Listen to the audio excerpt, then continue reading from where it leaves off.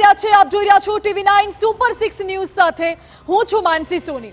Super 6 માં આજે વાત કરવી છે આજના દિવસના સૌથી મહત્વના 6 મુદ્દાઓની। જાણીશું કે ખેડૂતો માટે શું આવ્યા છે રાહતના સમાચાર।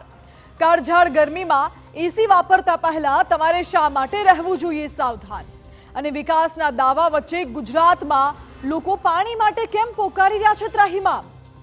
મુદ્દાઓ વિશે વાત કરવી છે। સૌથી પહેલા મુદ્દામાં વાત કરીશું થોડા રાહતના સમાચારની।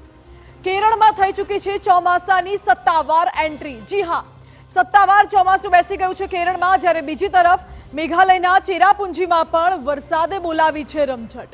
સમાચારના સમયસર વરસાદથી ખેડૂતોમાં ફેલાય છે આનંદની લાગણી, અને હવે ગુજરાતમાં ચોમાસા પર મંડાઈ છે મીટ।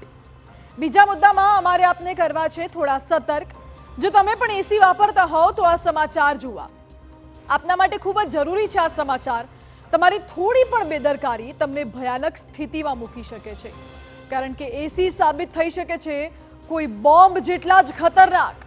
વિસ્તારથી કરીશું વાત। અત્યારે જણાવી દઈએ ત્રીજો મુદ્દો કયો છે। રાજકોટ અગ્નિકાંડની કરીશું વાત।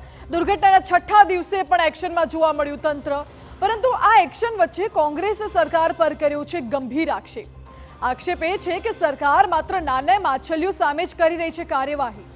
આખરે મોટા માથાઓ સામે પગલાં ક્યારે? જ્યારે ચોથા મુદ્દામાં વિવિધ એકમો પર તંત્રે બોલાવેલી તવાઈની વાત। નિયમો વિરુદ્ધના અનેક એકમોને કરાયા છે સીલ। આ સિવાય સવાલ એ છે કે શું અત્યાર સુધી ઊંઘતું હતું તંત્ર? જ્યારે બીજી તરફ રાજકોટમાં શરૂ થઈ છે જનતા રેડ। ગેરકાયદે એકમો વિરુદ્ધ લોકો જ આવી ગયા છે એક્શન મોડમાં।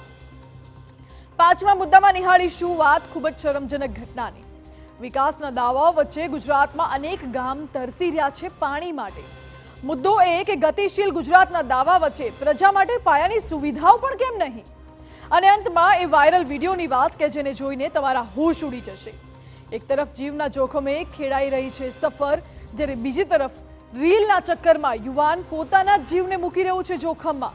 સવાલ એ કે આ બાબતો પર તંત્રનું કેમ નથી ધ્યાન, અને ખુદ લોકોને પણ ક્યારે આવશે ભાન? આ તમામ મુદ્દાઓ વિશે વિસ્તારથી વાત કરવી છે। સૌથી પહેલા